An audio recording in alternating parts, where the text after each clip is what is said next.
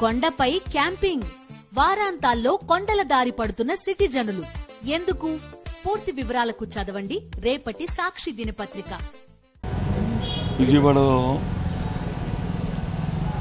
అధిక వర్షాలతో మన కార్పొరేషన్లో ఉన్న సుమారు 33 వార్డుల్లో ముంపుకు గురై ఎంతో ఇబ్బంది పడిన పరిస్థితులంతా మనం చూసాం. బుడిమేరు వాగు పొంగడం, తద్వారా ప్రభుత్వం అలసత్వంతో ఆ నీరు అంతా కూడా పొంగిపొరిలు వచ్చి పట్టణవాసులు ఎంతో ఇబ్బంది పెట్టిన సందర్భం. ఆ నేపథ్యంలో ఎంతో ఇబ్బందులు పడ్డారు. సుమారు ఈ ఒక్క పట్టణ ప్రాంతంలోనే సుమారు 36 మంది వరకు కూడా ప్రాణాలు కూడా కోల్పోవడం జరిగింది. ఇది మానవ తప్పిదం. ఏదో నీరు వచ్చి ఆ ఏట్ల ప్రవాహంలో కొట్టుకుపోవడం కాదు. 3 రోజులు ఆ నీటిలో ఉండి తినడానికి ఆహారం అందక, తిండి లేక, లేదు మందులు లేక చెకెట్లో ఉండి పాపం ప్రాణాలు కోల్పోయిన పరిస్థితులు చూస్తే ఎంతో హృదయవిదారకం.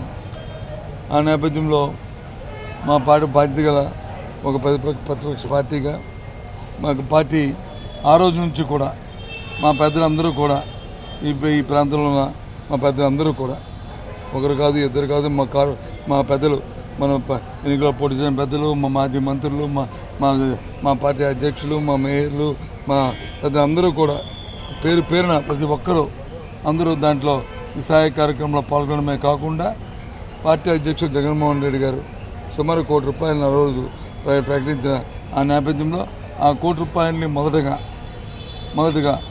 మొదటి రోజున వచ్చి 1 లక్ష పాల ప్యాకెట్లు, 2 లక్షల వాటర్ బాటిల్ని, మనాడు వచ్చి 75,000 పాల ప్యాకెట్లని, అలాగే 1 లక్ష వాటర్ బాటిల్ని, దాంతోపాటు ఇంకా మళ్ళీ తర్వాత అందరికీ కూడా గృహ అవసరాల కోసం వాళ్ళు గ్రాసరీస్ని ఇద్దామనేది ఆ రోజు నిర్ణయించుకున్నాం. మేము ఆ రోజు ఎండి ఇచ్చి ఆ తర్వాత వాటర్ రిసీడ్ అయిన తర్వాత ప్రతి ఇంటికి ఇవ్వాలని సుమారు 50,000 ఇంట్లకి ఇవాళ నుంచి రేపు ఎల్లుండు 3 రోజులు ప్రతి ఇంటికి కూడా గ్రాసరీస్ ఇవ్వాలని చెప్పి మనం నిర్ణయం చేసిన తెలుపు. ఆ డబ్బు సరిపోతే ఇంకో 10 లక్షలు కూడా మళ్ళీ ఇంకో 10 లక్షలు కూడా ఇవ్వడం జరిగింది. పార్టీ వచ్చింది. అది కాక ఇంకా సరిపోతే ఇంకా ఇవ్వడానికి కూడా మనం నిర్ణయించాము. ఈ కార్యక్రమాన్ని చేస్తున్నాము. ఇవాళ ఈ ప్రాంతంలో ఉన్న ఈ 50,000 కుటుంబాలకి మరి బెల్లం, అలాగే కందిపప్పు, అలాగే ఒక టెట్రా మిల్క్ ప్యాకెట్, దాంతోపాటు ఆయిల్, నూనె, రవ్వ, గోధుమ రవ్వతో పాటు ఉల్లిపాయలు, బంగాళదుంపలు, అలాగే బెల్లం చెప్పాను, పిల్లలకి బిస్కెట్ ప్యాకెట్లు అన్నీ కలిపి ఒక సంచిలో వేసి వీరందరికీ కూడా కార్యక్రమాన్ని ప్రతి ఇంటింటికి చేర్చాలని పార్టీ నిర్ణయించింది.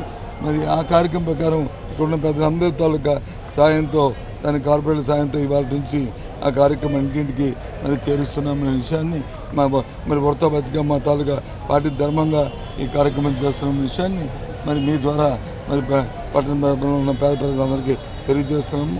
ఈ కార్యక్రమాన్ని ఇప్పుడే దీన్ని ప్రారంభిస్తున్నాం, అందరం కలిసి దీన్ని ప్రారంభిస్తున్నాం. అంటే మీరు మ్యాన్మేడ్ ఫ్లడ్స్ అంటున్నారు, కానీ మీ హయాంలోనే బుడమేరుకి గత ప్రభుత్వం శాంక్షన్ చేసిన నిధులు కూడా ఖర్చు చేయలేదని ప్రధానంగా టీడీపీ నేత కానీ ముఖ్యమంత్రి చంద్రబాబు కూడా పదే ఒకసారి చంద్రబాబు నాయుడు గారు చెప్తాంటారు. ఆయనకి ఏంటంటే చెప్పిందే చెప్పి ఆయన అబద్ధాన్ని నిజం కింద చేయడానికి ప్రయత్నం చేస్తుంటారు. ఆ మాత్రం కామన్ సెన్స్ పాయింట్ ఇది. నేను కూడా 2009లో ఈ ప్రాంతంలో వరదలు వచ్చినప్పుడు ఆ రోజు నేను మంత్రిని రాజశేఖర్ గారు ముఖ్యమంత్రిగా ఉన్నారు కాదు, ఇక్కడికే నేను ఆ రోజు ఉన్నాను.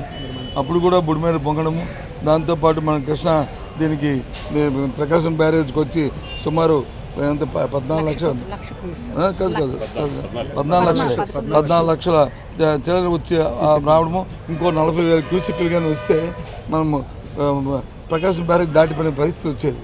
ఆ రోజు వస్తే మేము అధికారులు అందరం కలిసి పైనుంచి ఎంత అవుట్ఫ్లో వస్తుంది, ఎంత వస్తుంది, ఇన్ఫ్లో వస్తుంది, ఎంత మనం అవుట్ఫ్లో బయటికి పంపించాలని అప్పటి నుంచే ముందు రోజు నుంచే ఎంతో తగు జాగ్రత్తలు తీసుకుంది.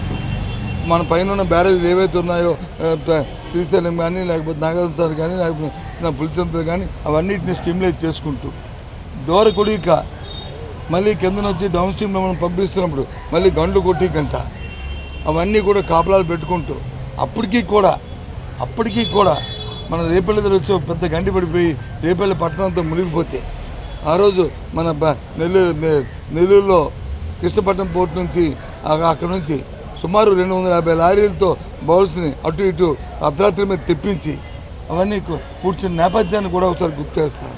ఇదేదో మా గొప్పగా మా తాలూకా ఏదో ఘనతగా మేము చెప్పట్లే, బాధ్యత అది కామన్ సెన్స్ పాయింట్ ఇది. అంతేగాని ఏదో నువ్వు వస్తున్నప్పుడు వచ్చిన తర్వాత మనం ఈ మధ్య పత్రికలో చూసాం, మేము చెప్పట్లేదు, అధికారుల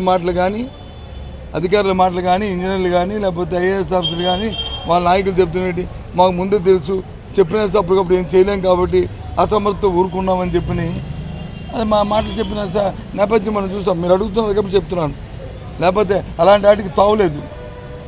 మీరు ఆ ప్రశ్న ఇచ్చారు కాబట్టి నేను చెప్తున్నాను. మన రెవెన్యూ సెక్రటరీ ఏం చెప్పాడు, మన ఇరిగేషన్ ఇంజనీర్ ఏం చెప్పాడు,